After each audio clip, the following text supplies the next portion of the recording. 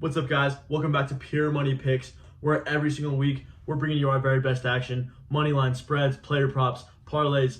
Let's break down this week 2, where we went 3-1 in our best bet segment, taking us to a 7-1 record so far through 2 weeks, 2023 NFL season. I can't wait to break this video down, and I can't wait to bring you guys the predictions upcoming in the next couple of days. Let's get into this video and let's recap the week. All right, guys, Minnesota, Philadelphia. What else can we say besides a great call in this game? Philadelphia, number 1 O-line, as we said, was going to dominate the trenches here against the Minnesota Vikings. And what happened? You had DeAndre Swift filling in for Kenneth Gainwell. 28 carries, 175 yards, and a touchdown. Absolutely controlled the tempo of the game. Philadelphia, what are you going to do against that run? Absolutely clearing the way. You got Lane Johnson up there up front. You got Jason Kelce up there up front. Absolutely just opening up these zone inside runs out of this spread formation where they threaten so many things. If you want to go ahead and play action that DeAndre Swift run, you're going to have Devontae Smith on a one-on-one on the outside or out of the slot, however you want to see it. They got A.J. Brown threatening those quick slants as he does, even the deep ball. Great showing from the Philadelphia offense. I cannot wait to see these guys go on and move on against these teams. Minnesota Vikings late game surge there. Primetime Kirk Cousins, 4 touchdowns. Kind of settling down those rumors about how bad he is in primetime. 0 interceptions, but great showing. Still wasn't enough. Unfortunately, they had to go against the Philadelphia Eagles. But great way to keep your team back in there. T.J. Hawkinson, 7 catches, 66 yards. Addison got a touchdown there. I told you to look out for him. He got one. Got a big bomb there. Absolutely great showing. Domination from Philadelphia. They need to tighten up that defense in those second halves, and they're going to start beating everybody else out here. Great team in the NFC. Going to be the Cowboys, Eagles as those top tier in the NFC teams. But let's look forward to the Philadelphia Eagles. They're 2-0 for us through 2 weeks. So let's see if we can't stop hitting them.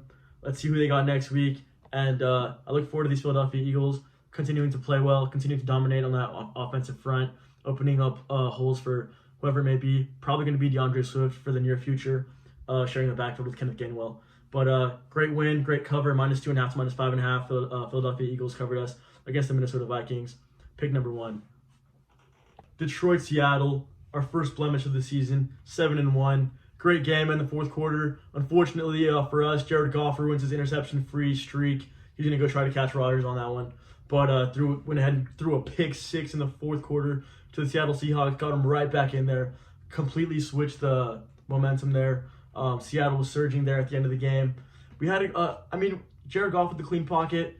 He was out there, like we said, those cross routes, playing a clean game. You had Amon-Ra over 100 yards. Josh Reynolds, 2 touchdowns, 5 for 66. Sam Laporta, what a good rookie, man. At the end of the game when they needed him, he was absolutely looking like Gronk mode, absolutely going off, catching the contested ball. I think I want to say it was over maybe Diggs or Bryant, couldn't quite remember who it was, but absolutely mossed the guy, throws him off, goes for 15 more yards, tricks somebody, goes down into the red zone to go ahead and tie this game to send it to overtime.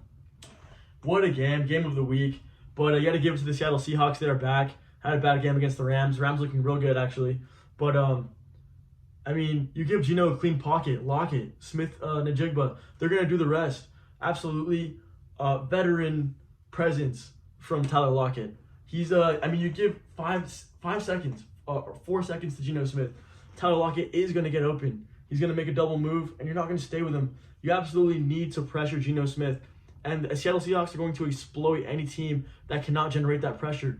The Seattle Seahawks couldn't really even get the run game going. Kenneth Walker, 17 carries for only 43, 2.5 yards per carry. Geno Smith ran it 3 times for 20 yards from those collapsed pockets. Aiden Hutchinson, decent pressure, but you're going to need to do a little bit more there.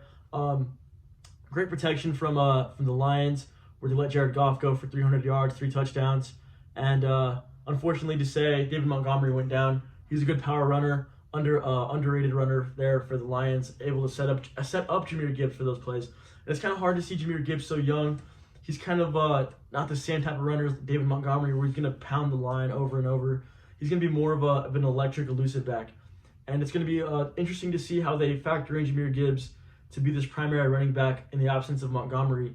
We're going to see a little bit more electric style of play from Jahmyr Gibbs, where they're going to be getting him on these Texas routes over the middle, where there was one reception there where he had probably about 12 open yards after the catch, just dropped it. They went 3 and out in the fourth quarter. Jahmyr Gibbs, a lot of pressure on him with Montgomery going down. But what a game. Great game. Game of the week. Unfortunately, we're on the wrong end of it. But we did get that hedge cover there for the Seattle Seahawks. I had to put a ton of money on them to break even. Either way, great game, great call. And can't wait to see how the Seattle Seahawks play next week against the Panthers. That's going to be one of our picks because they're looking great. And let's get into the next picks of this video. Colts, Houston. Great call this week. Absolutely got us taken care of there. Where the Colts went into Houston, won 31-20. Anthony Richardson, what did I say? Absolute freak of nature, absolute athlete, a threat to run the ball, a threat to score the ball on any given play, not only the goal line. He ran in 2 touchdowns in the first quarter.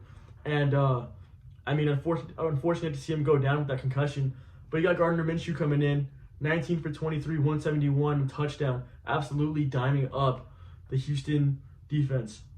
Not really a threat from any pressure from Houston. Gardner Minshew was able to just stick in there and deal the ball around. I was a little bit worried when AR went down, but to see Gardner Minshew on that first drive with that composure that he had, I was not worried at all. I was not ready to hedge anything at all. Great game, great showing from the Colts, who showed us that they have a pocket passer back there in Minshew who can get the job done here. And hopefully we can be optimistic about AR and his concussion issue right now. We want to see him back as soon as possible. And I look forward to these Colts to see how they grow. Great game distributing the ball for Minshew. Way to step up and get this dub for these guys. DeForest Buckner on that defensive front, veteran presence. This was a veteran win against a young Houston team who's still looking for their first win, 0-2. Not to take anything away from Stroud, 384 yards, 2 touchdowns, connected there with Nico Collins in a great game. Great showing from Stroud, but young team, not quite ready to beat a Colts team with his veteran presence here and an electric quarterback in Anthony Richardson. Let's see how these teams fare out in these next few weeks. Great game though, great cover. That was our third pick of the week, I believe, and another win for us. So let's look forward to these 2 teams, and let's see what else they have in the near future. Giants, Cardinals. I don't know. Sometimes luck's on our side, and the Cardinals came out. Jonathan Gannon offense absolutely going off. Giants couldn't really do much to stop them at the beginning of that game. I think they went up, was it 20-0 through the 2 quarters. Here goes Daniel Jones on that big contract. Show us what he's worth, and he went ahead and did it. He went absolutely off. Unfortunately, they lost Saquon Barkley. Big loss for the Giants. I don't really know what else they can do now without the threat. It's more so the threat of Saquon Barkley that opens up the Giants' offense, where they can start diming up the middle. Darren Waller finally getting a little bit of action there. But great comeback from Daniel Jones and the Giants to refuse to lose that game to the Arizona Cardinals would have been an embarrassment, and they would have been very alarming, the most alarming team in the NFC probably, taking a loss to the Cardinals there. Way to fight back, way to get that composure back the way that I thought this game would serve them, would to be a composure game to get your confidence back. And I think that's what they did there. Unfortunately, huge demoralizing loss with Saquon Barkley out. Bad injury, and that makes me feel terrible. I'm absolutely sickened because Saquon Barkley is one of my favorite players in the league. I hope he gets well soon. And I hope these Giants can find another tempo and rhythm to move this ball because they have a tough division there, Cowboys, Eagles, and even the Commanders. I wouldn't say they would be favorites against the Commanders right now in this moment. The Commanders, great game against the Broncos. Like I said look out for those guys. Sam Howell moving that ball. But, okay, yeah, good cover from the Giants, I think. Sometimes we get lucky, and that was a strong win for us. That game finished 31-28. Great game. And then Daniel Jones showing us what he's worth. Saquon Barkley down. Let's see what these Giants can do. See what they can do on offense. All right, guys, and for our PMP overtime segment, 1-1, you got Trevor Lawrence going to go to the red zone, and he's going to go 0 for 8 passing? You're going to tell me Trevor Lawrence is going to go 0 for 8 passing in the red zone? I think it was maybe 5 passes. 2 of them, Zay Jones couldn't quite get his leg down. A couple of them were a little bit too high. 2 of them, Calvin really couldn't get his legs down, 2 feet down. One of them was it Evan Engram? Just absolute domination in the red zone from the Kansas City defense. And it was Chris Jones effect. Chris Jones came in, absolutely stormed that pocket. They were causing problems, causing issues. Trevor Lawrence got folded up when he got sacked and he got lawn chaired, threw it behind the scrimmage line. They still didn't give the ball to the Chiefs for some reason. Right, I can't remember what happened there. But 0 for 8 in the red zone, that's not something that you can anticipate from Trevor Lawrence and the Jags. When they want to be this caliber of team that's going to make a run for the Super Bowl, and you're going to go 0 for 8 in the red zone, they need to fix those O-line issues. They need to get Trevor Lawrence settled down. They need to give him some time to deal that ball around. Calvin Ridley, bad game, 2 catches, 35 yards. Trying to find some bright spots here for this Jags offense. Couldn't find the end zone one single time. You're not going to be able to run that ball with Etienne. Well, you better get that pocket secure. You better get Etienne on a good path protection, and you better get some time for T-Law to deal the ball. You better run up some new route concepts, or I don't know what's going on there. But let's get Doug Peterson on the whiteboard, and let's figure out these protection issues for Trevor Lawrence so that he can be that quarterback for the Jags. One score game. I don't know how many touchdowns they could have had that they didn't punch in, and a very, very frustrating game. They're gonna watch that film, the Jaguars, and they're gonna be sick. Let's see if these Jags turn it around, get some more protection for T-Law, and I hope that they can turn it around and continue to be that team that they should be. And big missed opportunity against the Chiefs, who maybe it's the Chiefs defense that's going up a tier here because they looked great, but I mean still, Trevor Lawrence, get the guy some time. He can deal that ball around. But bad beat for us. Bad. It's hard to see that coming. And we're going to look forward and look into more deeply these Trevor Lawrence lines. Maybe we can get 2 touchdowns against a different team. Maybe next week where they're 9-point favorites. But let's see what happens here with these Jags. See if they can fix that protection issue so that they can make a playoff run. Our final PMP overtime pick of the week was Tua Tagovailoa, 1 interception to the New England Patriots. And we went ahead and got that done. Although it was kind of a different game tempo than I expected. Patriots in a deep zone the entire time to minimize the threat of Tyreek Hill on those deep threats. And it did work. It did work. Unfortunately, leaving open the middle of the field, not quite a great spot to get pressure there, as Tua had the ball out very quickly. Nearly every completion was under like 2-3 seconds. You could just see that it was just quick. We still had a Tyreek Hill touchdown. Went 5 for 40 and a touchdown on the goal line, little 5 and out. Great management by Tua Tagovailoa. Great game from him. Dolphins look great. They're able to adapt to these defenses that are going to get thrown at them to minimize that deep threat from that Week 1 game against the Chargers. But still, great prediction. It was Christian Gonzalez, who we had on the screen there last week, who got the interception. Absolute beast of a rookie.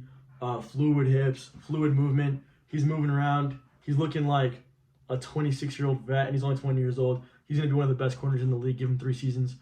And he went up there, ran down the field with Tyreek Hill, hip to hip, played the ball up, went up with Tyreek, came down with it. Absolute bomb of a pass, and a great interception from Christian Gonzalez to get his first one as a rookie. Not quite generated by the pressure, but I guess it was. I'd like to see more pressure by the New England Patriots, but that has to do more with game plan and game tempo. Great pick, though. New England Patriots, 1 interception. Went ahead and cashed that. And so let's look forward to these Patriots defense. All right, guys, that's going to be our Week 2 recap. 7-1 on the game picks. Stay posted. Get ready for this Week 3 prediction. We look forward to Week 3. We got some great games there going. Week 2 was a little difficult to call. Still went 3-1, not too bad. A little bit of luck, a little bit unlucky with that OT loss to the Seahawks. Seahawks are back. Get ready for them against the Panthers. That's a good opening line at 3.5. Bring that down to 2.5. Little preview there for Week 3 predictions. That video should be out Thursday during the day, just in time for Thursday Night Football. Like and subscribe. Check us out on Instagram at Pure Money Picks. And thank you guys. And we'll see you guys Week 3 predictions.